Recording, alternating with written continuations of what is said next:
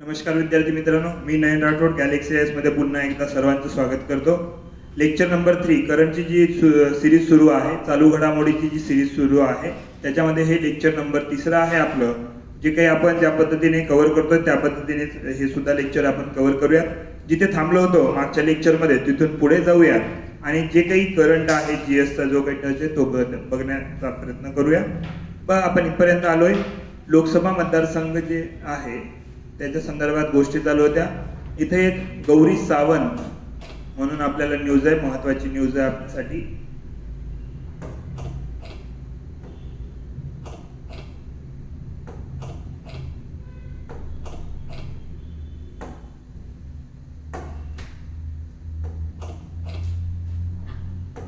ठीक आहे, गौरी सावंत ही जी आहे ही न्यूज आपल्यासाठी महत्वाची आहे. काय, भारतीय निवडणूक आयोगाने मुंबईतील तृतीयपंथी मुंबईमधील तृतीयपंथी व सामाजिक कार्यकर्ता गौरी सावंत यांची निवडणूक दूत म्हणून नेमणूक केलेली आहे. गौरी सावंत ही पहिली तृतीयपंथी निवडणूक दूत ठरलेली आहे. एवढं लक्षात ठेवायचं. काय नाव आहे? गौरी सावंत. एवढंच आपल्याला लक्षात ठेवायचं. याच्यासाठी दुसऱ्या काही गोष्टी आपल्याला इथे महत्वाच्या नाहीत. खर्च वगैरे काही घेणं नाही. हे जे निजामाबाद लोकसभा मतदारसंघ आहे ही सुद्धा आपल्याला महत्वाची गोष्ट आहे. तर काय झालेलं आहे याच्यामध्ये M3 जे आहे या M3 चा वापर केलेला आहे. ती गोष्ट काय आहे नेमकी, थोडंसं व्यवस्थित गोष्टी तुम्हाला लक्षात ठेवायच्यात. काय काय आहे बघा याच्या संदर्भात. 11 एप्रिल 2019 रोजी तेलंगणामधील निजामाबाद लोकसभा मतदारसंघ, कुठील? तेलंगणामधील निजामाबाद लोकसभा मतदारसंघामध्ये सर्वाधिक केंद्रामध्ये सर्वाधिक संख्येने M3 EVM मशीन वापरलेली आहे. M3 EVM मशीन कुठे वापरली? सर्वाधिक निजामाबाद. आणि काय केलंय? गिनीज वर्ल्ड रेकॉर्ड मध्ये याची काय झालेली आहे? नोंद झालेली आहे. या लोकसभा मतदारसंघात एकूण 185 उमेदवार निवडणुकीच्या रिंगणात उतरल्यामुळे M3 म्हणजे काय म्हणतोय, मार्क 3 EVM मशीनचा वापर करण्याचा निर्णय घेतलेला आहे. कुठे? M3 कुठे? निजामाबाद. आणि मार्क 3 का? 185 उमेदवार होते. खाली बघा, या नवीन प्रकारच्या M3 मशीन मध्ये 24 प्रकारच्या मतपत्रिका, किती प्रकारच्या? 24 प्रकारच्या मतपत्रिका, तसेच 284 किती? 284 प्रकारच्या विविध उमेदवाराची माहिती ठेवता येते. जास्त जर खूप जास्त उमेदवार झाले असेल तर त्याच्यासाठी काय वापरलं जाऊ शकतं? M3. ठीक आहे. पुढे, कोणत्याही निवडणुकीतील संबंधित जागेसाठी अधिकतम 64 पेक्षा अधिक उमेदवार नसतील, किती पेक्षा जास्त नसतील? 64 पेक्षा जास्त नसतील, तेव्हा EVM चा वापर योग्य ठरतो. म्हणजे EVM M1 जे आहे त्याचा. ठीक आहे. यापेक्षा जर जास्त झाले तर M3 वापरलं जातं.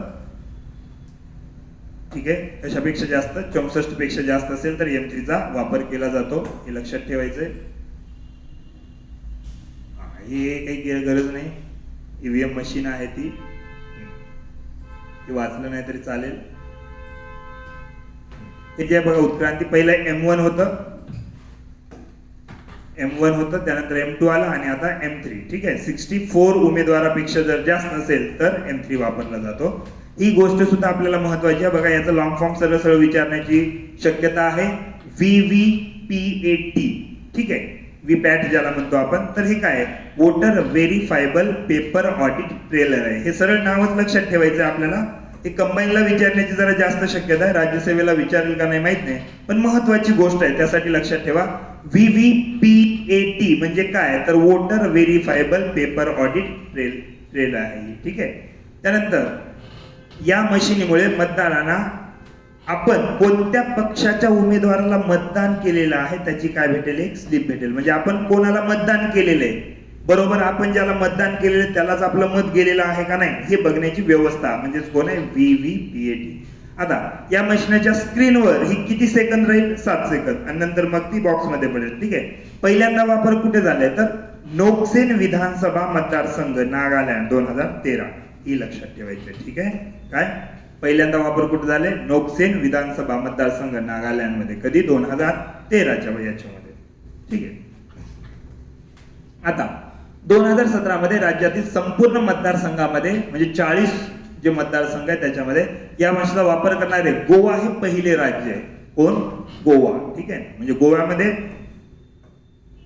सर्व ज्या काही निवडणुका घेतल्या त्या कशाच्या पद्धतीने घेतल्या, त्या पद्धतीने घेतलेल्या. ठीक आहे, आता इथे आपल्याला काय महत्वाचं, आता निवडणूक आयोग तर बघावाच लागेल, तर इथे सरळ दिले निवडणूक जी आहे निवडणूक आयोगाच्या संदर्भात आपल्याला माहित असणं गरजेचं आहे. किती भाग 15 मध्ये निवडणूक आयोग आहे, कलम 324 ते 329 पर्यंतच्या तरतुदी आपल्याला इथं बघाव्या लागतात. ठीक आहे, 324 निवडणूक आयोगाची तरतूद दिलेली आहे. 324, 325 एकच सर्वसाधारण मतदार यादी असेल आणि 326 प्रौढ मतदानाच्या आधारावर काय होईल, निवडणुका होईल.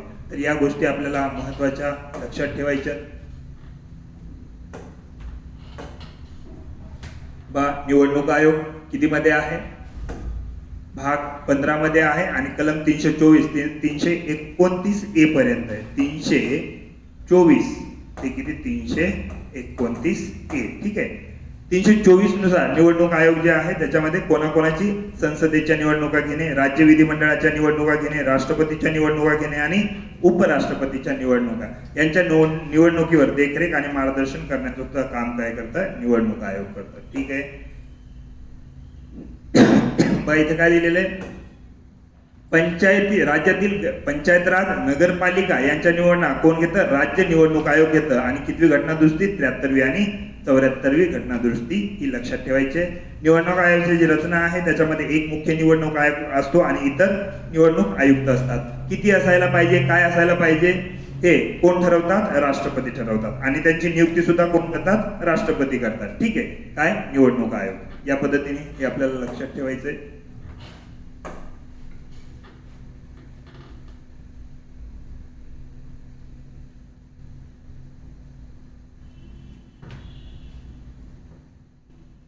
या सगळ्या बघितलेल्या हे परिसीमन थोडस लक्षात ठेवा.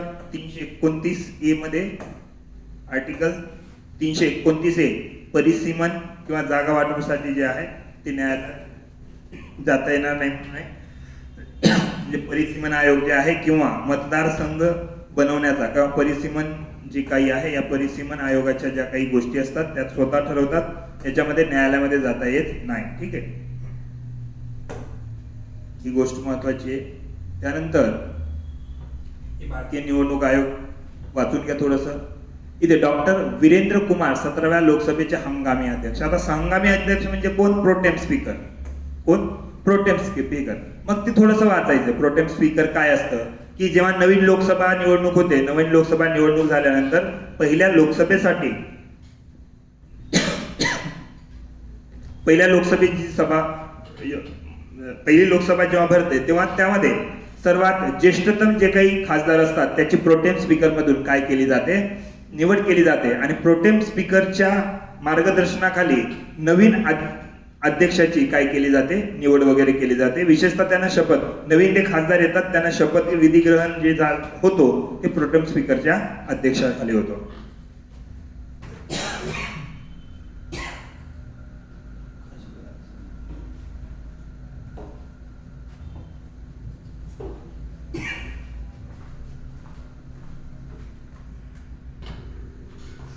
प्रोटेम स्पीकर बद्दल थोडीशी माहिती असणं आवश्यक आहे.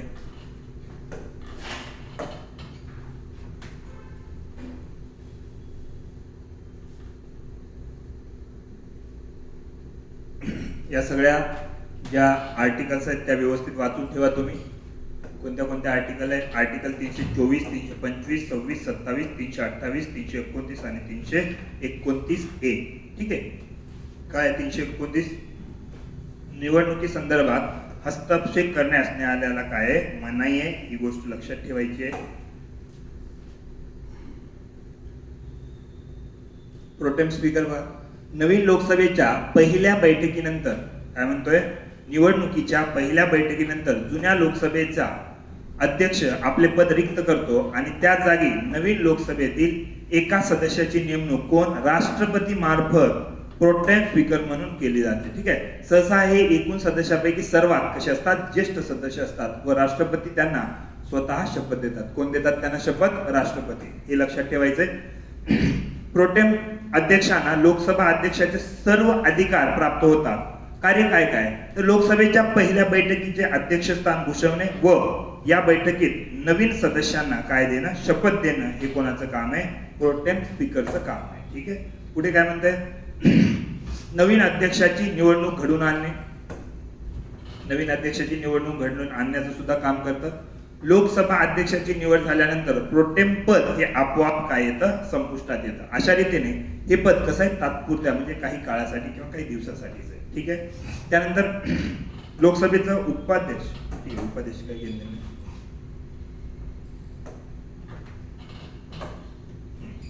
प्रोटेम स्पीकर कोण होते, डॉक्टर वीरेंद्र कुमार. हे लक्षात ठेवायचंय.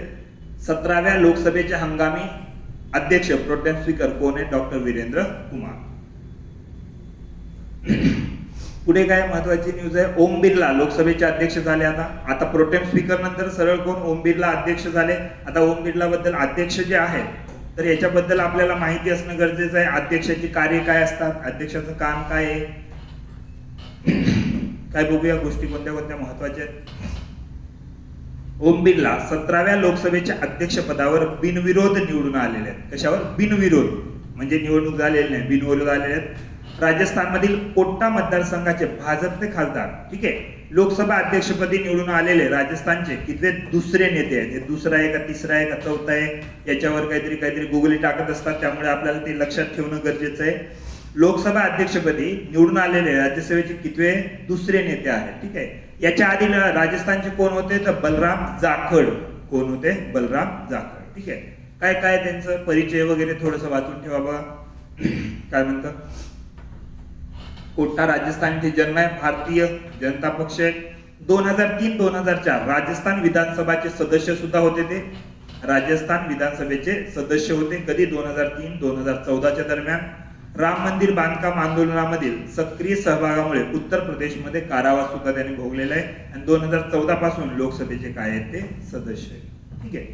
आता लोकसभा अध्यक्षाबद्दल काही जी माहिती दिलेली आहे ही माहिती सुद्धा जनरल मध्ये विचारली जाऊ शकतो. तर थोडस हे एवढं वाचून ठेवा तुम्ही, या गोष्टी वाचून घ्या.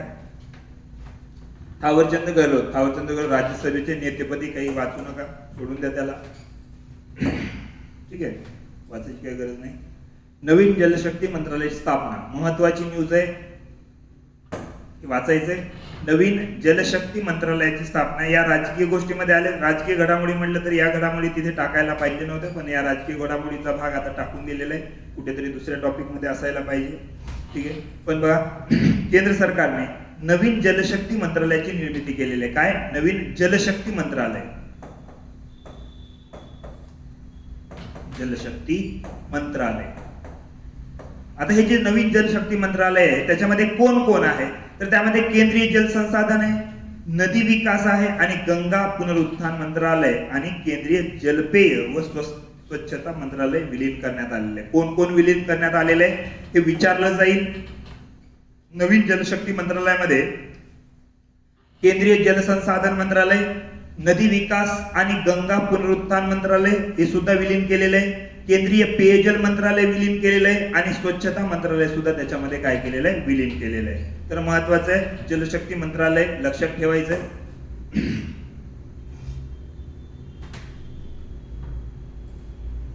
आता ही जी गोष्ट आहे, नरेंद्र मोदी यांची सलग दुसऱ्यांदा पंतप्रधानपदी शपथ. ठीक आहे, महत्वाची न्यूज आहे, असं काही नाही की महत्वाची नाही. मात्र पहिल्या वेळेस जेव्हा नरेंद्र मोदी जेव्हा भारताचे पंतप्रधान बनले तेव्हा त्याच्यावर गोष्टी विचारलेल्या आहेत. भरपूर वेळा, 2-4 वेळेस, 4-5 वेळेस, 10 वेळेस गोष्टी विचारलेल्या आहेत. तर त्याची विचारण्याची शक्यता थोडी कमी आहे, तरी एक वेळेस रिवाइज करायला काही आपल्याला हरकत नाही. त्याच्यामुळे काय काय गोष्टी आहेत या सगळ्या आपण तर वाचलेल्याच असतील, हे सगळ्या या वाचलेल्या असतील. फक्त जे राष्ट्रपती रामनाथ कोविंद यांनी त्यांना शपथ दिलेली आहे आणि सोहळ्याला बिमस्टेक सदस्याच्या नेत्यांनी निमंत्रण केलेलं. आता बिमस्टेक कोण आहे हे तुम्हाला माहित असणं गरजेचं आहे. ठीक आहे, ठीक आहे. बिमस्टेक कोण आहे तर बिमस्टेक जी काही संस्था आहे, मी आधी पण सांगितलेलं आहे, भारताचा भूगोल शिकवत असताना बिमस्टेक जी आहे ही बिमस्टेक संस्था आपण सांगितलेली आहे. ठीक आहे. तर ही सगळी संस्था कधी निर्माण झाली, काय निर्माण झाली, याचे जे काही सदस्य असतील या बिमस्टेकचे सदस्य, त्याच्या जे संमेलन होतात ते कुठे होतात, हे सगळं तुम्हाला वाचायचंय. ठीक आहे. तर इथे महत्वाची काय आहे, बिमस्टेक संघटना आपल्याला महत्वाची आहे. पुढे ती येणार आहे जेव्हा आपले जे काही अधिवेशन म्हणतो, जे काही वेगवेगळ्या संस्था आहे याचं जे संमेलन भरलं जातं, या संमेलनामध्ये त्या सगळ्या गोष्टी आहेत. बिमस्टेक आहे, सार्क आहे किंवा दक्षिण आशियाई सहयोग संघटना असतील, या सगळ्या गोष्टी जेव्हा येतील तेव्हा त्याचा आपण बघूया पूर्णपणे. तर इथे लक्षात ठेवायचं बिमस्टेक काय आहे. आता इथे पूर्ण बहुमताने पंडित नेहरू आणि इंदिरा गांधी यांच्यानंतर तिसरे पंतप्रधान ठरले. म्हणजे पूर्ण बहुमताने निवडून येणारे तिसरे आहेत. ते भारताचे 15वे पंतप्रधान ठरले. कितवे? 15वे. ठीक आहे. सलग दुसऱ्यांदा सत्तेवर येणारे ते पहिलेच बिगर काँग्रेसी सुद्धा आहे. ही गोष्ट सुद्धा आपल्याला लक्षात ठेवायची आहे. त्यानंतर पंतप्रधान म्हणून आपला कार्यकाळ पूर्ण करणारे ते वाजपेयी यांच्यानंतर दुसरे बिगर काँग्रेसी पंतप्रधान आहेत. ठीक आहे. तर स्वातंत्र्यानंतर जन्मलेले ते पहिले म्हणजे स्वातंत्र्य झाल्यानंतर जन्मलेले पहिले पंतप्रधान आहे. ठीक आहे. अल्पपरिचय काय आहे सगळं आपण वाचलेलं आहे, एक वेळेस व्यवस्थित वाचून घ्या. आता इथे प्राईम मिनिस्टर जर विचारला असेल तर त्याच्या संदर्भात काही आपल्याला गोष्टी माहिती असणं गरजेचं आहे. त्याची जी पुस्तकं आहेत आपण क्वालिटीमध्ये ते तर बघू, पण याची पुस्तके जे आहेत, ज्योतिपुंज असेल, या गोष्टी वाचून घ्या. एक वेळेस विचारलेल्या पुरस्कार कोणते कोणते भेटलेले आहेत हे थोडंसं लक्षात ठेवू शकता तुम्ही. विशेषतः कंबाईनला विचारण्याची शक्यता याला आहे. सौदी अरेबियाच्या order of Abdullah Aziz Al Saudi. ठीक आहे. त्यानंतर अफगाणिस्तानचा सुद्धा भेटलेला आहे, state order of Ghazi Amir Amanullah Khan पुरस्कार. पॅलेस्टाईनचा सुद्धा भेटलेला आहे. पॅलेस्टाईनचा काय? And collar of the state of Palestine पुरस्कार. संयुक्त अरब अमिरातचा सुद्धा म्हणजे युएईचा सुद्धा भेटलेला आहे, ऑर्डर ओ झायेद पुरस्कार. रशियाचा सुद्धा भेटलेला आहे, सेंट अँड्रू पुरस्कार. मालदीवचा सुद्धा भेटलेला आहे, order of distinguished rule of Nishan Izzuddeen, हा सुद्धा भेटलेला आहे. सेऊल शांतता पुरस्कार सुद्धा भेटलेला आहे, हे महत्वाचं आहे. आणि चॅम्पियन्स ऑफ द अर्थ हा पुरस्कार सुद्धा भेटलेला आहे. कोणता? Champions of the earth. हे लक्षात ठेवायचंय. ठीक आहे. जे काही आपल्याला जीएस मध्ये इथं तुम्हाला लक्षात ठेवायचंय ते काय असेल,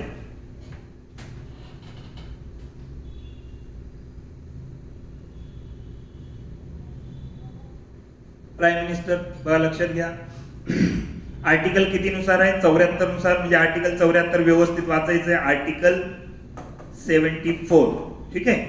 74 नुसार काय आहे? आर्टिकल 74 हे 74च आहे. आर्टिकल 74 नुसार काय आहे? राष्ट्रपती सहाय्य व सल्ला देण्यासाठी पंतप्रधानाच्या नेतृत्वाखाली कोण असेल? मंत्रिमंडळ असेल. कशानुसार? आर्टिकल 74 नुसार. ठीक आहे. आता पुढे राष्ट्रपती लोकसभेमधील बहुमत प्राप्त पक्षातील नेत्याला म्हणजे राजकीय संकेत आहे काय म्हणतात? पीएम ची नियुक्ती करतात. आणि पुढील बाबतीत राष्ट्रपतींना पंतप्रधानाच्या नियुक्ती बाबतीत स्वेच्छाधिकार 2 प्रकारचे आहेत. ते सगळं वाचून घ्या. लोकसभेमध्ये जर बहुमत प्राप्त असेल आणि लोकसभेमध्ये बहुमत प्राप्त जर नसेल तर त्या सगळ्या गोष्टी आहेत या. आता पंतप्रधानाची काही कार्य असतात त्या सुद्धा लक्षात घ्या. काय असतो? पंतप्रधान केंद्रीय मंत्रिमंडळाचा नेता म्हणजे पीएम असतो. राष्ट्रपती पीएम ची नियुक्ती करतात. या सगळ्या गोष्टी वाचायच्यात. काय असतं काय नाही. आर्टिकल 78 सुद्धा लक्षात घ्या. आर्टिकल 78 आणि आर्टिकल 167 या दोन्ही गोष्टी बघा लक्षात घ्या. ज्या पद्धतीने आर्टिकल 78 मध्ये मंत्रिमंडळाचे सर्व निर्णय व सर्व प्रस्ताव राष्ट्रपतीला कोण कळवतात? पीएम कळवतात.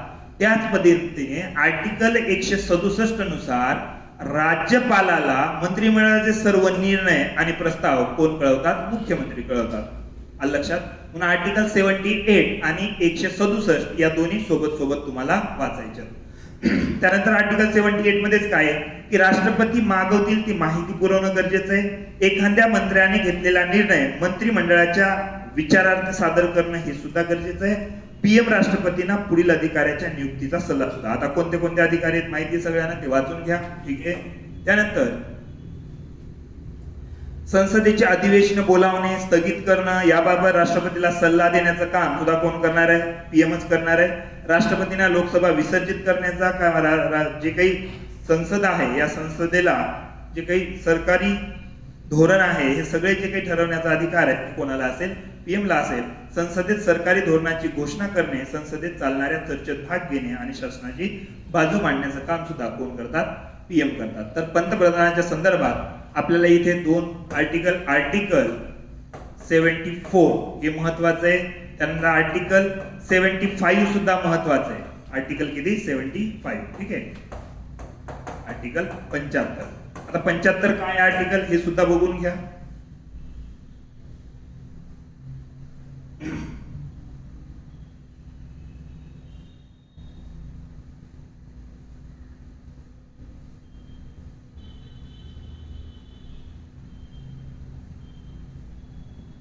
आर्टिकल 75 हे महत्वाचं आर्टिकल आहे, याला तुम्ही व्यवस्थित वाचायचं कारण विचारण्याची शक्यता आहे. 75 नुसार काय? आर्टिकल 75 मध्ये काय सांगितलं बघा, राष्ट्रपती PM ची नियुक्ती करतील आणि PM च्या सल्ल्याने मंत्र्याची नियुक्ती करतील. आलं लक्षात? आर्टिकल 75 मध्ये काय आहे? राष्ट्रपती PM ची नियुक्ती करतील आणि PM च्या सल्ल्याने इतर मंत्र्याची. आता त्याच्या संदर्भामध्ये 75(1)A आणि 75(1)B हे सुद्धा आहे की मंत्रिमंडळाचा आकार लोकसभेतील एकूण सदस्याच्या किती टक्के? 15% पेक्षा अधिक नसावा. किती टक्केपेक्षा? 15% पेक्षा अधिक नसावा. हे लक्षात ठेवायचंय. किती टक्के? 15%. आणि ही कितवी घटना दुरुस्तीने हे जोडलंय? तर 91वी घटना दुरुस्ती 2003 मध्ये हे जोडलेलं आहे. हे महत्वाचं आहे. म्हणजे मंत्रिमंडळाचा आकार किती असावा? तर एकूण लोकसभेतील सदस्याच्या 15% पेक्षा जास्त नसावा. आणि ती तरतूद कधी जोडली? तर 91वी घटना दुरुस्ती 2003. आणि आर्टिकल काय आहे? तर आर्टिकल 75(1)A आहे. ठीक आहे. आता आर्टिकल 75(1)B मध्ये काय? तर पक्षारबंदी कायद्यानुसार संसद सदस्य मंत्री म्हणून पात्रता. म्हणजे जर एखाद्या खासदाराने किंवा एखाद्या संसद सदस्याने पक्षांतर बंदीनुसार त्याच्यावर जर काही कारवाई झाली असेल तर तो मंत्री होऊ शकत नाही. ही सुद्धा तरतूद 91वी घटना दुरुस्ती 2003 नुसार करण्यात आलेली. ठीक आहे. आता आर्टिकल 75(4) मध्ये मंत्र्यांनी घ्यायच्या शक्तीचा नमुना, त्याच्यामध्ये 3ऱ्या अनुसूचीमध्ये हे तुम्हाला वाचायचे व्यवस्थित. ठीक आहे. त्यानंतर आर्टिकल 75(2), 75(3) या सुद्धा गोष्टी तुम्ही वाचून घ्यायच्या.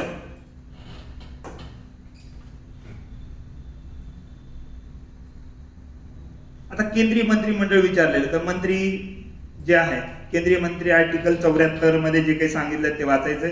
आता काय काय दिलेले इथं सरळ सरळ पंतप्रधान नरेंद्र मोदीच्या नेतृत्वाखाली केंद्रीय मंत्री 58 वगैरे हे काही घेणं देणं नाही, एवढं काही विचारत नाही. बघा एकूण मंत्र्याची कमाल संख्या किती टक्के? इथं 15% दिलेली. ठीक आहे.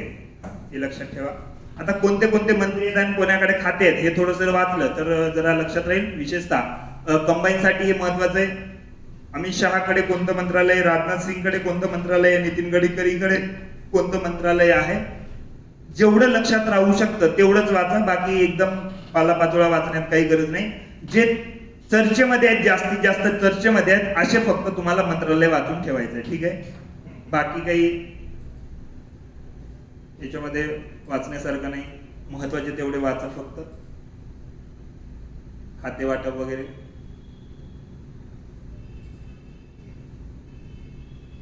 सरळ इथे एक नवीन आहे बघा, निर्मला सीतारामन. ठीक आहे. काय निर्मला सीतारामन यांच्याबद्दल दिलेलं बघूया.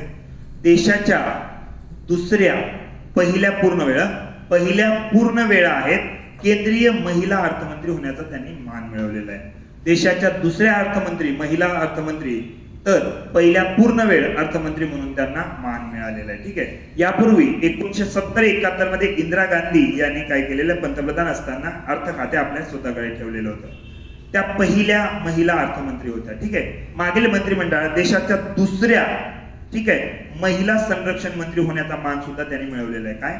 मागील मंत्रिमंडळात देशाच्या दुसऱ्या महिला संरक्षण मंत्री आणि पूर्ण वेळ पहिल्या. ठीक आहे. पूर्ण वेळ कोण? पहिल्या आहेत, तर अशा दुसऱ्या आहेत. हे लक्षात ठेवायचंय. मग त्याच्याबद्दल जे काही परिचय असेल कुठे काय हे वाचून घ्या. थोडंसं या गोष्टी वाचायच्यात तुम्हाला. या 3-4 गोष्टी वाचून घ्या. हैदराबाद कर्नाटक क्षेत्राच्या नावात बदल हे जे आहे हे वाचायची गरज नाही, नंतर बघू. जर राज्याच्या याच्यामध्ये वगैरे बदल झाला असता तर आर्टिकल आपल्याला किती 1 ते 4 वाचावं लागलं असतं, पण नाही वाचलं तरी चालेल. सध्या हे पुढे कुठं आले का बघू आपण. हे इथं महत्वाचं बघा, ही गोष्ट महत्वाची नाही, मात्र इथे काय दिलेले, या क्षेत्राला घटना कलम 371 नुसार विशेष दर्जा देण्यात आला. आता ही गोष्ट महत्वाची आपल्याला, काय आर्टिकल 371 नुसार याला विशेष राज्याचा दर्जा आहे किंवा या क्षेत्राला विशेष राज्याचा दर्जा आहे. आता 371 आपल्याला माहित असणं गरजेचं आहे. आता ते 371 काय आहे तर ते सुद्धा बघावं लागेल तुम्हाला व्यवस्थित की काय आहे कसं आहे. तर 371 बघा, आता इथे 371 आर्टिकल मध्ये काय काय दिलेलं आहे जर आपण बघितलं,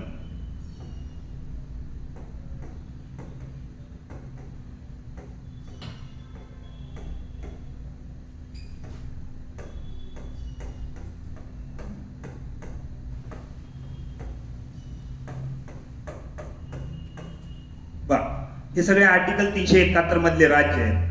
मग नाम असी मिया गोक, मी असं शॉर्ट फॉर्म बनवलेलं आहे, तुम्हाला जर लक्षात राहत असेल तर ठेवा.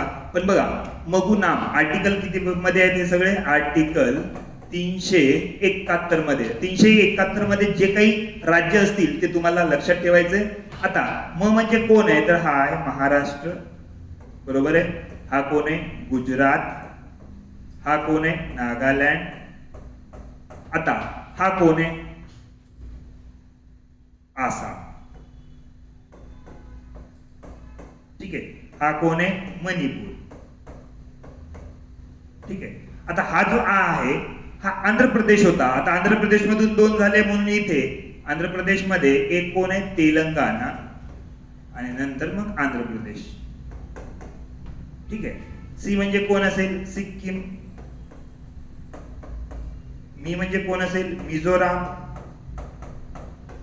आ म्हणजे कोण असेल अरुणाचल प्रदेश,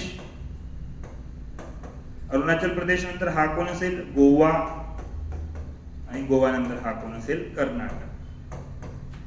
हे सगळेच्या सगळे जे राज्य आहेत कशामध्ये आहेत आर्टिकल 371 मध्ये आहेत, लक्षात ठेवायचे. आता महाराष्ट्र आणि गुजरात साठी आर्टिकल 371 असेल, आर्टिकल 371. याच्यामध्ये आता मग article 371 A, article 371 B, article 371 C, article 371 A B C नंतर D, article 371 A B C D हा ई, ठीक आहे. 371 ई, त्यानंतर मग A B C D E हा एफ जी एच आय आणि जे, म्हणजे हे सगळे कशामध्ये आहेत आर्टिकल 371 मध्ये आहेत. कोण कोण आहे बा आर्टिकल 371 मध्ये महाराष्ट्र आणि गुजरात आहे, आर्टिकल 371 ए मध्ये नागालँड आहे, आर्टिकल 371 बी मध्ये आसाम आहे, आर्टिकल 371 सी मध्ये मणिपूर आहे, आर्टिकल 371 डी मध्ये तेलंगणा आहे, आर्टिकल 371 ई मध्ये आंध्र प्रदेश आहे, आर्टिकल 371 एफ मध्ये सिक्कीम आहे, आर्टिकल 371 जी मध्ये मिझोराम आहे, आर्टिकल 371 एच मध्ये आंध्र प्रदेश आहे, अरुणाचल प्रदेश आहे, आर्टिकल 371 आय मध्ये गोवा आहे, तर आर्टिकल 371 जे मध्ये कोण आहे कर्नाटक आहे. मी त्यासाठी वाक्य असं बनवलंय, मग नाम असी मिया गोक. काय बनवले आपण, मग नाम असी मिया गोक, ठीक आहे. तुम्हाला लक्षात ठेवता येत असेल तर ठेवू शकता, पण हे लक्षात ठेवा कारण तिकडे 370 नुसार विशेष राज्याचा दर्जा होता जम्मू काश्मीरला, त्याचं विभाजन करून टाकलेलं आहे. तर त्याच संदर्भात जर 370 विचारायचं नसेल आयोगाला तर 371 विचारलं जाऊ शकतं. त्यासाठी आर्टिकल 371 व्यवस्थित करून ठेवा. त्याचबरोबर राज्याचा दर्जा कोणाला कधी भेटलेला आहे त्याचा सिक्वेन्स सुद्धा लक्षात ठेवा, म्हणजे कोणतं राज्य आधी कोणतं राज्य नंतर किंवा ते इयर वगैरे जे असतील ते सुद्धा तुम्हाला इथे लक्षात ठेवावे लागतील.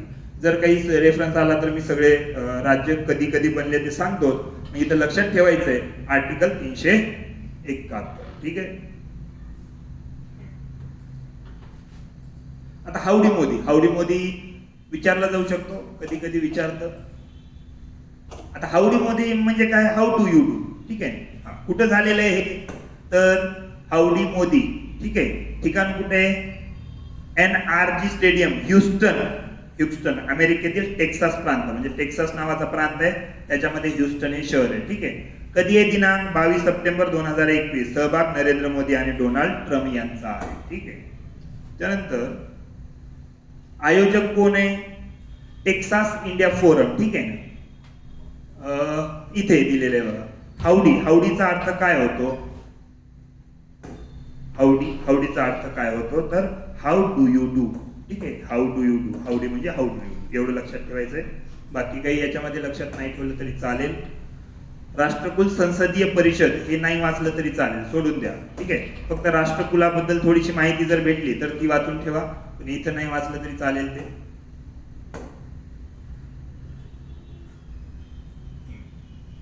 आसाम मधील भारतीय नागरिकांची अंतिम यादी प्रसिद्ध. आता हे तुम्हाला थोडस वाचावं लागेल, ठीक आहे, व्यवस्थित. NRC चा भाग आहे. NRC वर खूप गोंधळ चालू आहे, ठीक आहे. तर NRC नेमकं काय आहे, कसं आहे, समजून घ्यायचंय. आता NRC च्या संदर्भात तुम्हाला जर इथे विचारत असेल तर आर्टिकल 5 ते आर्टिकल 11 वाचावं लागेल. नागरिकत्वाच्या संदर्भात जे काही आर्टिकल असतील तर ते तुम्हाला वाचावं लागणार आहे. लक्षात ठेवा, आर्टिकल 5 ते आर्टिकल 11 व्यवस्थित वाचायचे आहेत. म्हणजे भारताचे नागरिक कोण असतील, भारतातून पाकिस्तानमध्ये निर्वासित झालेले, पाकिस्तानमधून भारतात आलेले, किंवा त्यानंतर NRI च्या संदर्भात नागरिकत्वाचा असेल, किंवा जे काही वंशतत्वाद्वारे असेल, संमिलीनीकरण असेल, विलगीकरणामुळे असेल, या सगळ्या ज्या गोष्टी आहेत किंवा नागरिकत्व मिळवण्याचे जे आधार आहेत, या सगळ्या गोष्टी तुम्हाला व्यवस्थित वाचून ठेवायच्या या ठिकाणी. आता यामध्ये काय दिलेले की कुणी केलेले आहे? तर आसाम मधील राष्ट्रीय नागरिकत्व नोंदणी रजिस्टर अंतिम यादी 31 ऑगस्ट 2019 रोजी प्रकाशित करण्यात आलेली आहे, ठीक आहे. हे आकडेवारी वगैरे लक्षात ठेवू नका, पण कुणी, तर आसाम हे राज्य लक्षात ठेवायचंय तुम्हाला, ठीक आहे. काय आहे NRC?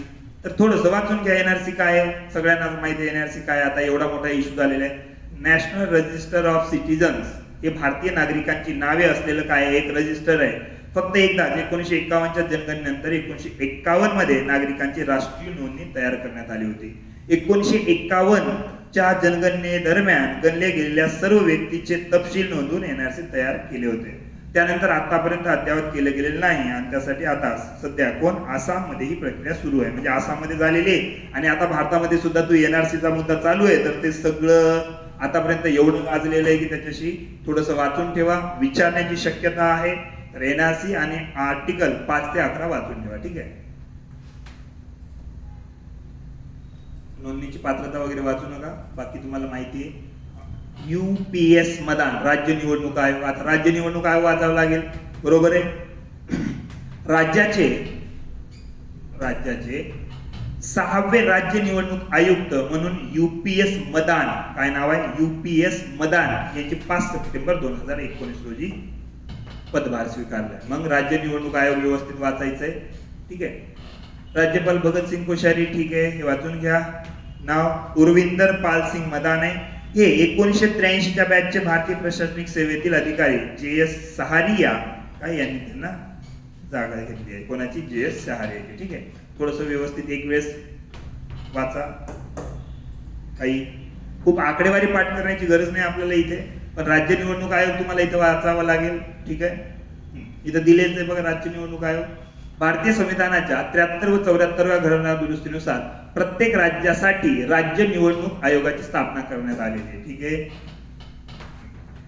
त्यानुसार महाराष्ट्र राज्य निवडणूक आयोगाची स्थापना कधी झालेली आहे? 26 एप्रिल 1994 ला, ठीक आहे.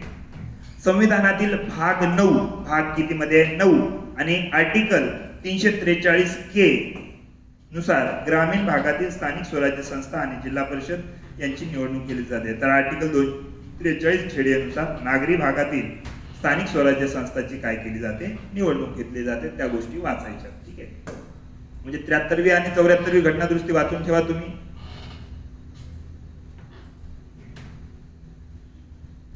ही गोष्ट अत्यंत महत्वाची आहे.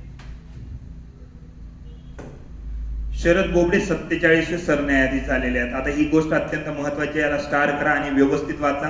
भारताचं सर्वोच्च न्यायालय सुद्धा वाचायचंय तुम्हाला. सर्वोच्च न्यायालयाच्या संदर्भात जर काही गोष्टी असतील त्या वाचायच्यात. म्हणजे आता बघा, न्यायमूर्ती शरद अरविंद बोबडे देशाचे कितवे? 47वे. हा 47 आकडा लक्षात ठेवायचा, याच्यात काही फेरफार होता कामा नाही. 46, 48 असलं काही नाही. 4 आणि 4 + 3 किती? 7. तर 47 हा आकडा लक्षात ठेवा. सरन्यायाधीश 18 नोव्हेंबर 2019 रोजी शपथ घेतलेली आहे. कधी? 18 नोव्हेंबर 2019. ज्येष्ठतेच्या नियमानुसार न्यायमूर्ती बोबडे यांची निवड झालेली आहे. न्यायमूर्ती शरद बोबडे यांची काराकीर्द 17 महिन्याची असेल. म्हणजे किती महिने असणार आहेत? 17 महिने. सरन्यायाधीश मधून डेट काही विचारणार नाही तुम्हाला. न्यायमूर्ती शरद अरविंद बोबडे हे अयोध्या प्रकरणाची सुनावणी घेणाऱ्या खंडपीठाचे दुसरे न्यायाधीश आहेत. बघा, आता राम मंदिराची सुद्धा स्थापना होत आहे आणि अयोध्येचं प्रकरण सुद्धा निकाली लागलेलं आहे. तर ही सुद्धा गोष्ट व्यवस्थित वाचून ठेवा. न्यायमूर्ती शरद अरविंद बोबडे हे अयोध्या प्रकरणाची सुनावणी घेणाऱ्या खंडपीठाचे दुसरे न्यायाधीश आहेत. त्याचबरोबर आधार ओळखपत्र आणि गोपनीयतेच्या अधिकारासंदर्भात न्यायालयाच्या 3 सदस्यीय खंडपीठाने सुद्धा त्यांनी निकाल दिलेला आहे. म्हणजे आधारच्या ओळखपत्राच्या संदर्भात जे खंडपीठ होतं त्याचे सुद्धा काय होते? हे सदस्य होते. ही गोष्ट लक्षात ठेवायची. त्यानंतर न्याय संस्थेतील सर्वोच्च पदावर विराजमान होणारे न्यायमूर्ती शरद बोबडे हे 4थे महाराष्ट्रीयन व्यक्ती आहेत. कितवे? 4थे. हे सुद्धा लक्षात ठेवायचंय. 4थे आहेत. असे 47 होते आणि महाराष्ट्राचे कितवे आहेत? 4थे आहेत. ठीक आहे. या आधी कोण कोण होते ते सुद्धा नावं लक्षात ठेवा तुम्हाला. न्यायमूर्ती प्रल्हाद गजेंद्र गडकर, फेमस. ठीक आहे, गजेंद्र गडकर. त्यानंतर न्यायमूर्ती मोहम्मद हिदायतुल्ला, हे सुद्धा अत्यंत फेमस नाव आहे. न्यायमूर्ती मोहम्मद हिदायतुल्ला. त्यानंतर न्यायमूर्ती वाय.व्ही. चंद्रचूड, हे सुद्धा अत्यंत प्रसिद्ध असं नाव आहे. वाय.व्ही. चंद्रचूड. ठीक आहे. हे आधीचे 3 आणि आता बोबडे. ठीक आहे. त्यानंतर शरद अरविंद बोबडे यांचं जे काही जन्म आहे त्या संदर्भात सुद्धा गोष्टी विचारल्या जाऊ शकतात. जन्म 24 एप्रिल 1956. कुठे जन्म झालेला आहे? नागपूरमध्ये. ठीक आहे. शिक्षण नागपूर विद्यापीठातून BA LLB 1978 मध्ये झालेलं आहे. काय झालेलं आहे? BA LLB. कुठून? नागपूर विद्यापीठातून. त्यांचे आजोबा सुद्धा वकील होते. त्यांचे वडील अरविंद बोबडे हे महाराष्ट्राचे महाधिवक्ता सुद्धा होते. म्हणजे बघा, लक्षात घ्या. त्यांचे वडील अरविंद बोबडे हे महाराष्ट्राचे काय होते? महाधिवक्ता होते. ठीक आहे. किती वेळा? 2 वेळा. कधी कधी 80 आणि 85 मध्ये. त्यांचा मोठा भाऊ विनोद बोबडे हे सर्वोच्च न्यायालयाचे ज्येष्ठ वकील सुद्धा आहे. म्हणजे त्यांची सर्व फॅमिलीज कशामध्ये? न्यायदानामध्ये आहे. ठीक आहे, लक्षात ठेवायचंय. आता याच्या संदर्भात आर्टिकल 124 पासून 147 वाचायचंय. म्हणजे सर्वोच्च न्यायालय. सर्वोच्च न्यायालय. सर्वोच्च न्यायालय कशामध्ये? भाग 5 मध्ये. आर्टिकल किती ते किती? आर्टिकल 124 ते 147 व्यवस्थित वाचून ठेवायचंय. लक्षात राहील. या गोष्टी व्यवस्थित करायच्यात आपल्याला.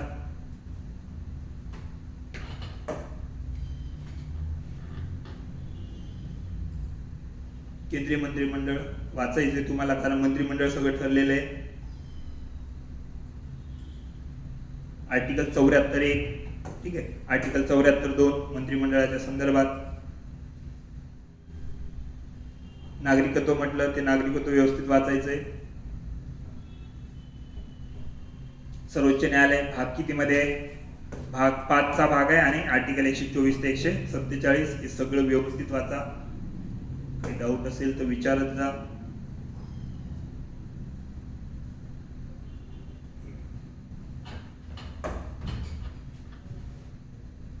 पुन्हा काहीतरी महत्वाचं आहे. आता 1978 मध्ये ते बार काउन्सिल ऑफ महाराष्ट्र मध्ये सामील झाले होते. कोण? शरद बोबडे. 1998 मध्ये त्यांना वरिष्ठ अधिवक्ता पद बहाल करण्यात आलेले आहे. 2000 मध्ये मुंबई उच्च न्यायालयाच्या अतिरिक्त न्यायाधीशपदी त्यांची नियुक्ती झालेली आहे. म्हणजे याआधी 2000 सालमध्ये मुंबई उच्च न्यायालयाच्या अतिरिक्त न्यायाधीशपदी सुद्धा त्यांची काय झालेली आहे? नियुक्ती झाली आहे. 2012 मध्ये मध्य प्रदेश उच्च न्यायालयाचे मुख्य न्यायाधीश. कुठले? मध्य प्रदेश उच्च न्यायालयाचे. कधी? 2012. कुठले? MP चे मुख्य न्यायाधीश होते. ठीक आहे. 2013 सर्वोच्च न्यायालयाच्या न्यायाधीशपदी. म्हणजे सर्वोच्च न्यायालयात न्यायाधीशपदी 2013 रोजी त्यांची काय झालेली आहे? वर्णी झालेली आहे. त्यानंतर 2016 नागपूरच्या महाराष्ट्र राष्ट्रीय विधी विद्यापीठाचे ते काय होते? कुलपती होते. ही गोष्ट लक्षात ठेवायची आपल्याला. 2016 नागपूरच्या महाराष्ट्र राष्ट्रीय विधी विद्यापीठाचे कुलपती. ही गोष्ट लक्षात ठेवा. ठीक आहे. त्यानंतर कोण? अजित डोवाल. अजित डोवाल बद्दल वाचून घ्या. राष्ट्रीय सुरक्षा सल्लागार. दुसऱ्या वेळेस निवडणूक म्हणजे त्यांची नियुक्ती झालेली आहे. हे वाचून घ्या. एक वेळेस आधी विचारलेला आहे त्यांच्या संदर्भात प्रश्न.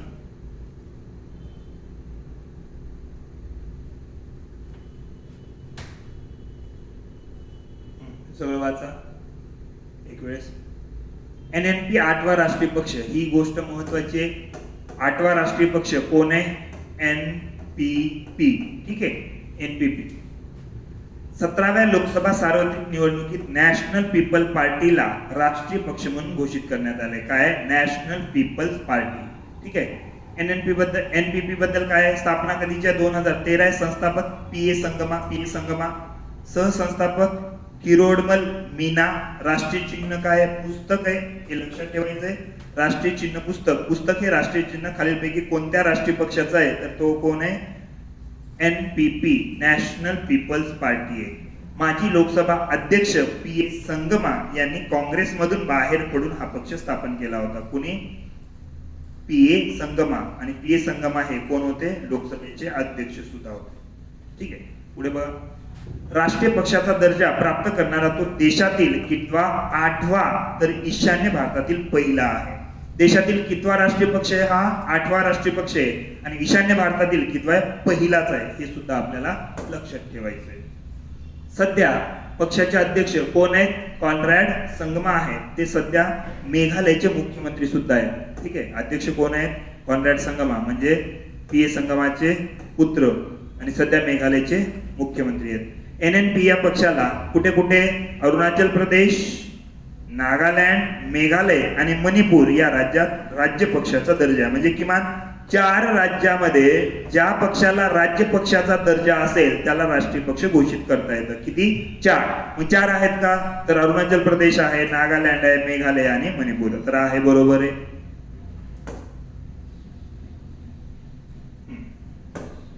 नुकत्याच झालेल्या अरुणाचल प्रदेश राज्य विधानसभा निवडणुकीत पक्षाला राज्य पक्ष म्हणून दर्जा मिळवला.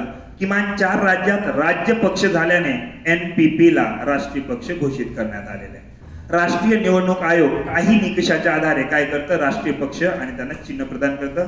राष्ट्रीय पक्ष म्हणून मान्यता मिळवण्यासाठी खालीलपैकी कोणते निकष आहे? अत्यंत महत्वाचे, वाचायचे तुम्हाला. राज्यसेवा प्री किंवा राज्यसेवा मेन्सला कन्फर्म विचारणार आहे याच्यावर.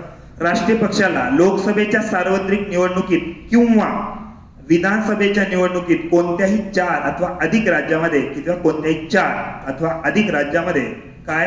राज्य पक्ष म्हणून मान्यता भेटली पाहिजे. ठीक आहे. किंवा एकूण वैध मताच्या किती टक्के भेटले पाहिजे? 6% मध्ये भेटलेले पाहिजे कोणत्याही राज्यातून किंवा अधिक राज्यातून. किती? लोकसभेच्या किती? कमीत कमी 4 तरी त्याच्या सीट असल्या पाहिजे. ठीक आहे. नाहीतर काय? 3 राज्यातून लोकसभेच्या सार्वत्रिक निवडणुकीमध्ये 2% जागा, म्हणजे एकूण 243 निर्वाचित सदस्यापैकी किती पाहिजे? 11 तरी सदस्य असले पाहिजे लोकसभेमध्ये. त्या पक्षाला किमान 4 घटक राज्यामध्ये प्रादेशिक पक्ष म्हणून मान्यता मिळाली पाहिजे. आलं लक्षात? आता हे कोणते कोणते आहेत? 8 पक्ष. त्याची नावं लक्षात ठेवा, विचारण्याची शक्यता आहे. पहिला आहे BJP, भारतीय जनता पक्ष, बहुजन समाज पार्टी, भारतीय कम्युनिस्ट, मार्क्सवादी कम्युनिस्ट, राष्ट्रवादी काँग्रेस, अखिल भारतीय तृणमूल काँग्रेस आणि नॅशनल पीपल्स पार्टी. पहिला कोण आहे? भारतीय जनता पक्ष आहे, त्यानंतर बहुजन समाज पक्ष आहे, त्यानंतर मार्क्सवादी कम्युनिस्ट पक्ष आहे, त्यानंतर राष्ट्रवादी काँग्रेस पक्ष आहे, त्यानंतर अखिल भारतीय तृणमूल काँग्रेस पक्ष आहे आणि नॅशनल पीपल्स पार्टी. म्हणजे या पद्धतीने या सगळ्या गोष्टी तुम्हाला लक्षात ठेवायच्या. याच्यामध्ये पिनाकी चंद्र घोष, पहिले लोकपाल, ही गोष्ट महत्वाची आहे. पहिले लोकपाल आहे, त्याच्यामुळे पहिले लोकपाल नावच लक्षात ठेवायचं, पिनाकी चंद्र घोष. ठीक आहे. कोण? पिनाकी चंद्र घोष. आणि त्यांच्याबद्दल माहिती ठेवायची आहे. पिनाकी चंद्र घोष 19 मार्च 2019, कधी? 19 मार्च 2019 रोजी लोकपालपदी नियुक्ती झालेली आहे. ते सर्वोच्च न्यायालयाचे निवृत्त न्यायाधीश आहेत. PC घोष हे देशातील पहिले लोकपाल ठरले आहेत. देशाचे पहिले लोकपाल कोण आहे? पिनाकी चंद्र घोष. कार्य काय आहे? तर पंतप्रधानापासून सरकारी कर्मचाऱ्याच्या पातळीवरील भ्रष्टाचाराच्या तक्रारीचा छडा लावणे किंवा त्याचे शोध घेणे. ठीक आहे. सोबतच लोकपाल समितीवर पुढील व्यक्तीची न्यायिक व गैरन्यायिक म्हणून नियुक्ती झालेली आहे. आता हे वाचलं नाही तरी चालेल ना, एवढं. ठीक आहे, लक्षात राहील.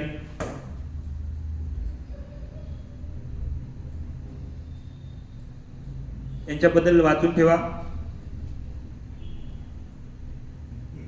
पिनाकी चंद्र घोष बद्दल वाचून ठेवायचे तुम्हाला.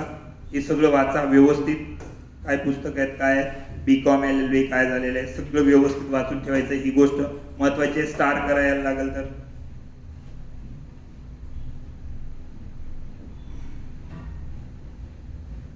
पात्रता अपात्रता सुद्धा दिलेली आहे.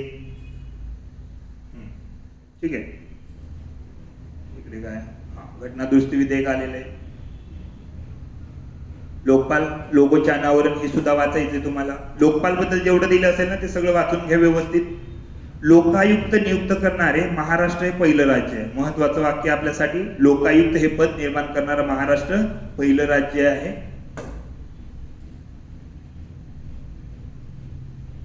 126वी घटना दुरुस्ती विधेयक 2019 अत्यंत महत्वाचं आहे आणि हे वाचायचंय. घटना दुरुस्ती विधेयक कसं सादर केलं जातं, काय सादर केलं जातं हे सुद्धा लक्षात ठेवायचंय. आता घटना दुरुस्ती विधेयक जर सादर करायचं असेल तर त्याच्या संदर्भात काही तरतुदी आहेत का, तर त्या कोणत्या तरतुदी बघून घेऊ आपण. तेव्हा लोकपाल जे आहे, लोकपालाच्या संदर्भात वाचा, जागतिक स्थिती काय आहे, कशी आहे. ठीक आहे. ओम्बुड्समन ही संस्था जी आहे ती पहिल्यांदा आली होती, त्याच्या आधारावर ही सगळी पद्धत आहे.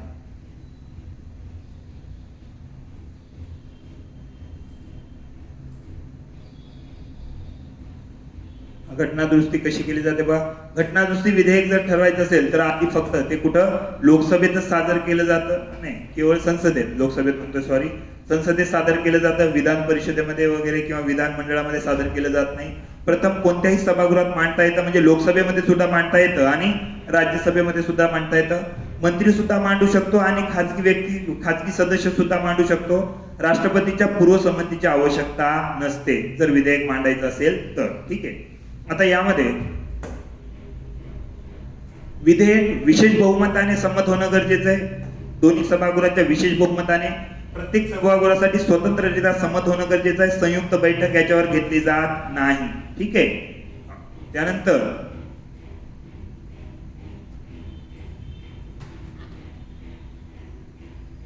जर असं संसदीय विधेयक जर मांडलं असेल तर ही जी संमती आहे, जर दोन्ही सभागृहांनी संमती दिली असेल तर ती राष्ट्रपतीवर काय असेल, बंधनकारक असेल. कितवी 24वी घटना दुरुस्ती 1971. म्हणजे जर एखाद्या वेळेस संसदेने ते दोन्ही सभागृहांनी जर मान्य केलं असेल तर राष्ट्रपतीला ते बंधनकारक आहे. पुनर्नियुक्तीचा अधिकार आहे. ठीक आहे. पण याच्यावर नाही, घटना दुरुस्ती विधेयकावर पुन्हा पुनर्विचारासाठी पाठवण्याचा अधिकार राष्ट्रपतीकडे नाही. ही गोष्ट लक्षात ठेवायची आपल्याला.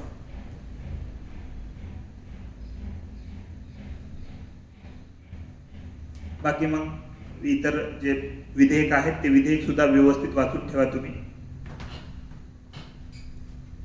आता काय म्हणतो बघा, घटना दुरुस्ती विधेयक लोकसभेत 126व घटना दुरुस्ती विधेयक आहे.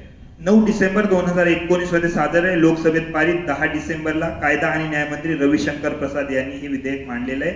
आणि या विधेयकामध्ये आर्टिकल 131 आणि आर्टिकल 133च्या संदर्भात सुद्धा काही घटना आहेत. तर काय आहेत त्या बघा.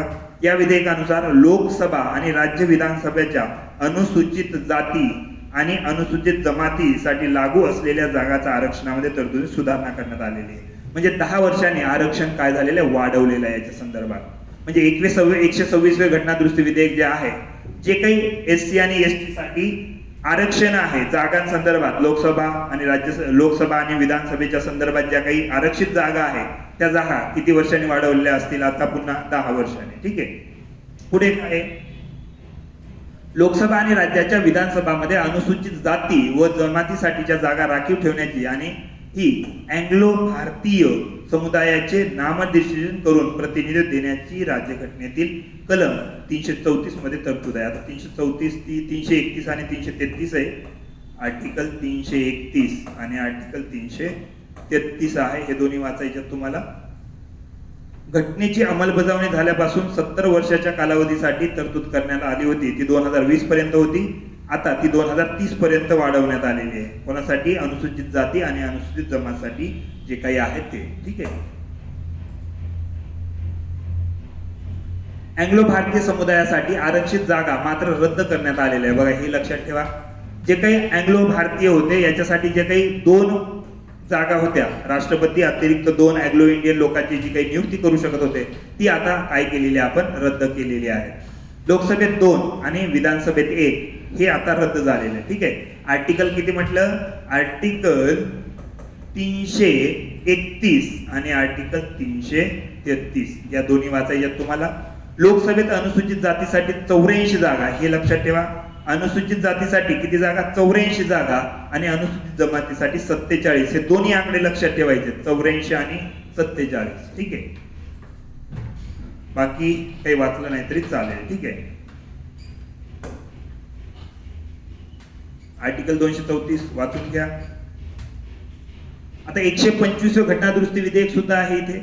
125 घटना दुरुस्ती विधेयक 2019 आहे. तर कशाच्या संदर्भात आहे?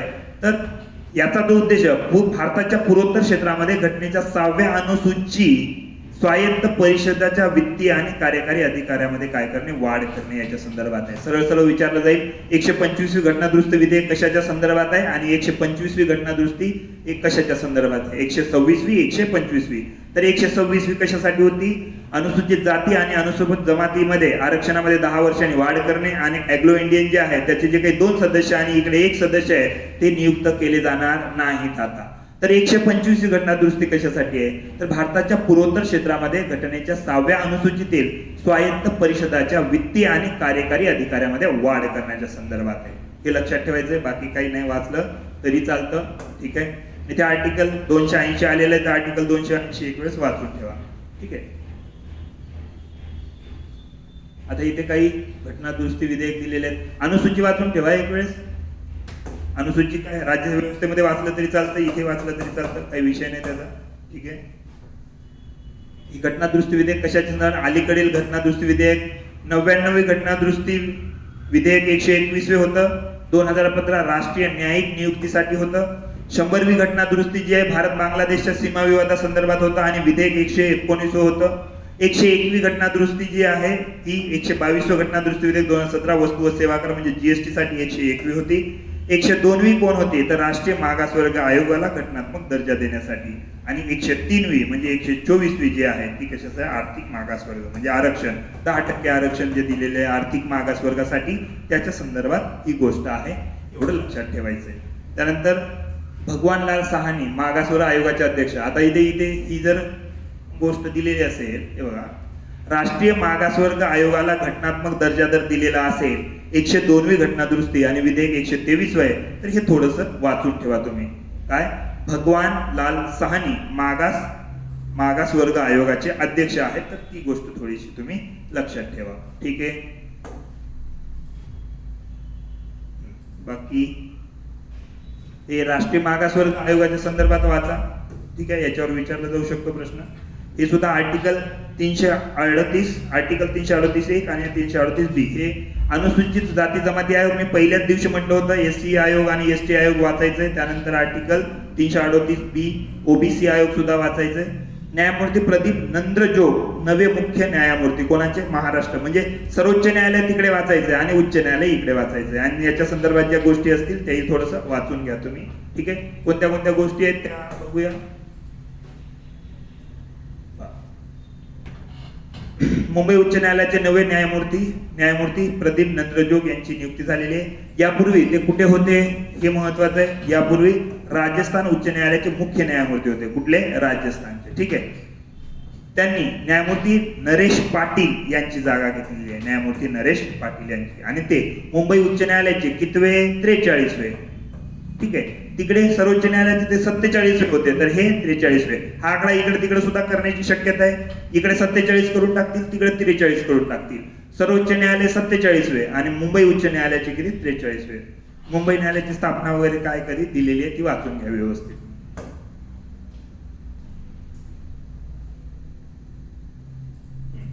आंध्र प्रदेश उच्च न्यायालय कार्यान्वयन कितवा आहे हे फक्त इथे लक्षात ठेवा. हे कितवा आहे बघा, दिलेलं असेल इथे. 25वे उच्च न्यायालय हे लक्षात ठेवा. ठीक आहे. आंध्र प्रदेश उच्च न्यायालय कितवा? 25वा उच्च न्यायालय हे लक्षात ठेवा. ठीक आहे. एक गोष्ट. आणि इथं अमरावती हे शहर देशातील पहिले न्याय शहर म्हणून प्रसिद्ध झालेलं आहे किंवा ते विकसित होत आहे, ती लक्षात ठेवा.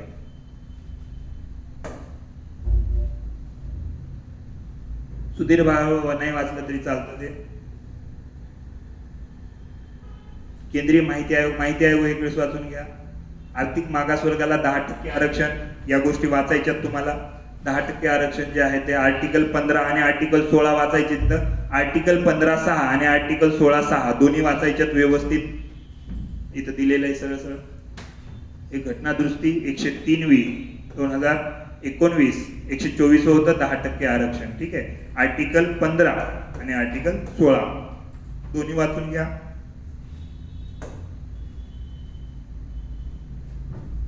17वा प्रजासत्ताक दिन 2019 आहे. नाही वाचला तरी चालतं. हा अहवाला जो भाग आहे नाही वाचला तरी चालतं.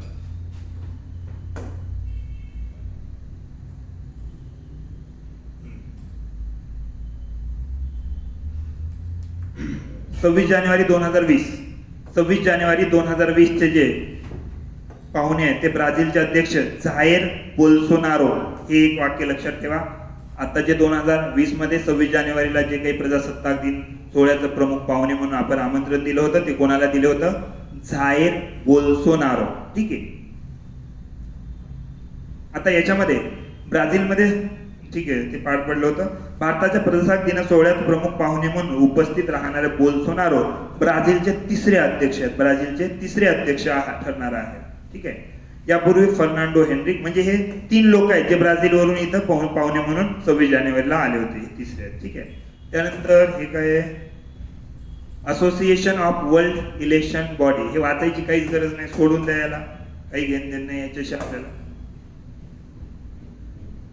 एमपीएससीच्या अध्यक्षाची नियुक्ती झाली आहे सतीश गवई. वाचून घ्या एक वेळ. यूपीएससी आणि एमपीएससी दोन्ही वाचून घ्या व्यवस्थित. हे नाही वाचायचं काही गरज नाही, ही वाचायची.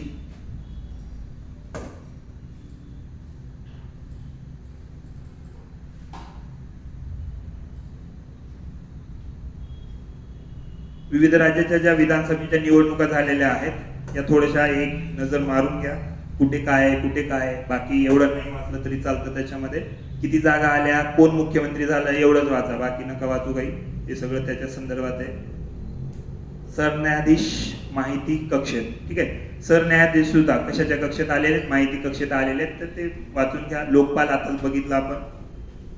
मोदी झळकले मॅन वर्सेस वाईल्ड ते बघून घ्या. इथं हे महत्वाचं आहे. मॅन वर्सेस वाईल्ड कोणाचे काहीतरी नाव आहे, बेअर गिल्स नाव आहे. त्यानंतर कुठे तर भारतामध्ये जिम कार्बेट राष्ट्रीय उद्यान कुठे आहे? उत्तराखंडमध्ये भारतातील पहिलं जे राष्ट्रीय उद्यान आहे कोण आहे? जिम कार्बेट आहे. तर नॅशनल उद्यान आहे म्हणून भूगोलच्या संदर्भात एक गोष्ट लक्षात ठेवा. राष्ट्रीय उद्यान कुठे आहे? जिम कार्बेट तर उत्तराखंडमध्ये. हे लक्षात ठेवायचे. याआधी अमेरिकेचे अध्यक्ष असताना बराक ओबामा हे सुद्धा याच्यामध्ये काय झाले? सहभागी झाले. ठीक आहे. सरपंचाचा मानधनात वाढ. वाचलं तर वाचा नाही तर नाही वाचवा. ही वाचायची गरज नाही. राज्यात 260 राजकीय पक्ष. ही वाचायची गरज नाही. किती पक्ष आहे काय पक्ष आहे. त्यानंतर पश्चिम विभागीय परिषदेची बैठक एक रीडिंग मारून घ्या. विभागीय परिषदा ज्या आहेत. अमृत संस्थेची स्थापना. आता अमृत काय आहे माहिती आहे सगळ्यांना. बार्टी काय आहे, अमृत काय आहे, त्यानंतर सारथी काय आहे, या गोष्टी थोड्याशा वाचून घ्या. एवढ्या महत्वाच्या सुद्धा नाही.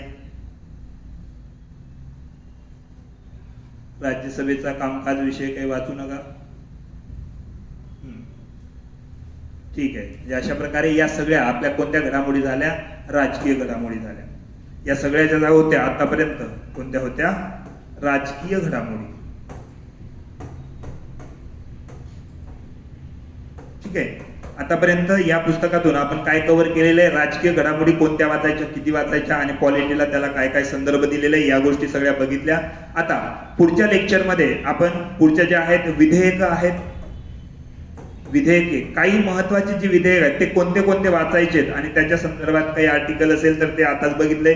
विधेयकात मांडायचं असेल तर धनविधेयक कसं असतं, घटनादुरुस्ती विधेयक कसं असतं, किंवा सर्वसाधारण विधेयक कसं असतं, किंवा घटनादुरुस्ती आर्टिकल 168 काय आहे, या गोष्टी थोडंसं तिथं वाचून ठेवा तुम्ही. ठीक आहे. आर्टिकल 368 आणि 368च्या बाहेर जर काही घटनादुरुस्ती होत असेल किंवा इतर काही दुरुस्ती होत असेल तर त्याही गोष्टी थोड्याशा तुम्हाला वाचून ठेवायच्या आहेत. ठीक आहे. म्हणजे अशा प्रकारे आपण सगळ्या राजकीय घडामोडी कव्हर केलेल्या आहेत.